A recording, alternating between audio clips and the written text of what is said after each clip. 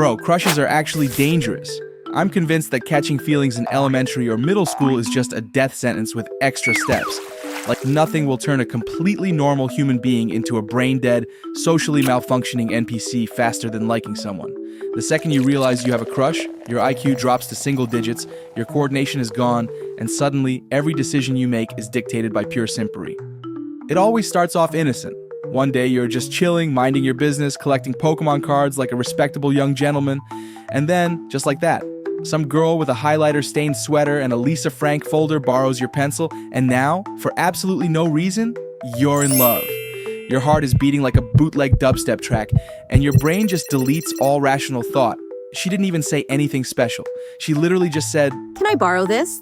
And somehow, that was enough for your soul to leave your body and sign a lifetime contract of delusion. And when you're that young, your first instinct is to go feral. No game, no smoothness, just straight up chaos. You're out here thinking, how do I impress her?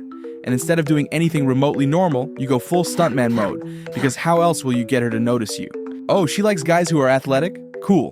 Guess who's about to break their entire spinal cord attempting a backflip off the playground slide? Nailed it. Oh, she thinks funny guys are cute? Bet. Time to commit war crimes against comedy by quoting Vine compilations like a malfunctioning NPC.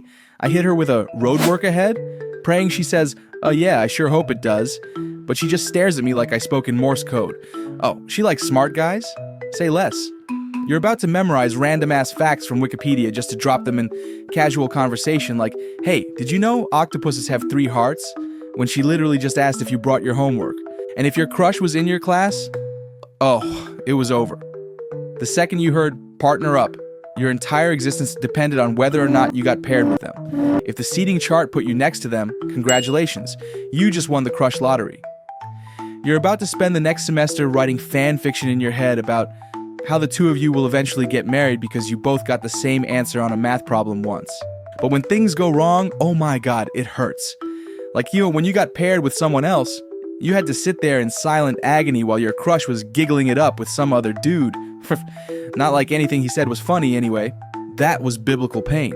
You had to act unbothered, even though your soul was leaving your body like a Skyrim NPC getting hit with a frost spell. But the absolute worst scenario, accidentally embarrassing yourself in front of your crush, because your body would literally betray you. If they even acknowledged your existence, suddenly you couldn't walk properly, speak normally, or hold objects like a functioning human being.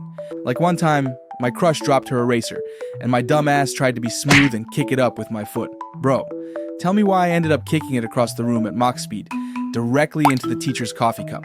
The whole class turned to look at me. My teacher was staring into my soul, and my crush just let out the tiniest little giggle. And you know what? That was enough.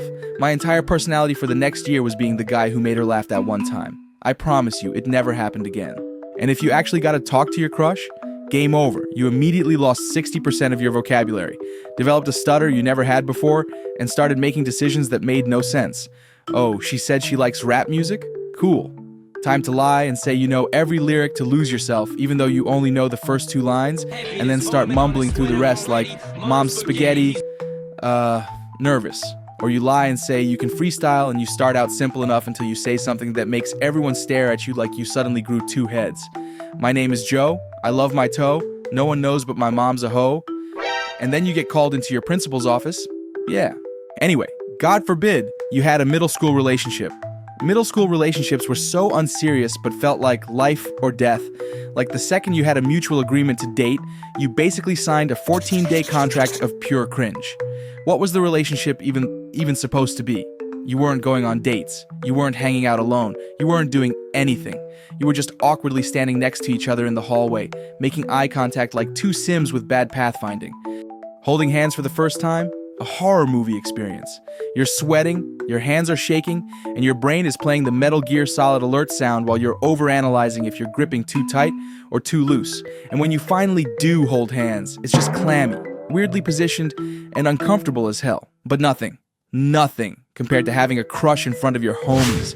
Having a crush was already a dangerous game, but having a crush while your friends knew, that was social suicide. These backstabbing snakes didn't believe in keeping secrets. They believed in public execution. You'd be sitting in class, just chilling, minding your business, when suddenly, out of nowhere, one of your so-called friends would stand up, cup their hands around their mouth like an arena announcer, and yell across the room, "Ayo, Jessica, my boy here thinks you cute." And now you're fighting for your life. Your brain is buffering, your soul is leaving your body, and your only instinct is to escape. You're reaching for your backpack, low-key, considering climbing inside and mailing yourself to another dimension. Meanwhile, Jessica just turns, looks at you, and does that little middle school girl giggle. You know the one, where they just smile, whisper something to their friend, and side-eye you like you're a science experiment gone wrong. At that point, you might as well move schools, change your name, and start a new life because your entire reputation is now guy who got exposed. And honestly, the most painful crush experience wasn't even getting rejected. It was being put in the dreaded bro zone. You weren't just ignored. You were actively chosen as the emotional support side character in her rom-com while she chased dudes with the personality of a damp paper towel. You'd be sitting there, hyping her up, listening to all her problems, thinking, one day she'll realize I'm the one. Only for her to hit you with the fatal words. OMG, I wish I could find a guy like you. Girl, I am a guy like me. What are we doing here? Like, what the hell, Jessica? What am I to you? I wish I could say this snapped me out of my feelings for Jessica, but sadly, it didn't. One time, I gave her my favorite mechanical pencil. And not just any pencil. We're talking top-tier, elite-level stationery. A Pilot G2, 0.5 millimeters, extra fine tip. That thing wrote smoother than my entire personality. I gave it to her like it was a proposal. She smiled and said, "Aw, thanks." And I swear my heart did a little Fortnite emote right there. I thought we had a moment. 2 days later, I walk into class and see her letting some other dude borrow it. Some random guy named Tyler. He's just chewing on it like it's a drumstick at a BBQ. And I'm sitting there in full emotional crisis like, was I just a pit stop on the road to your forever love? Was I just a human Office Depot to you? That pencil meant something. I engraved my soul into that graphite Jessica. Another time I legit made her a playlist. Not just some random songs either. This was a full-blown emotional roller coaster.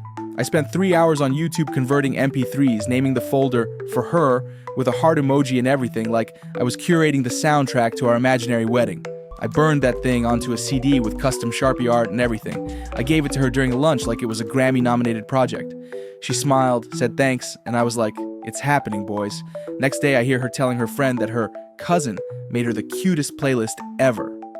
Cousin? Bro, I am not even in her family tree.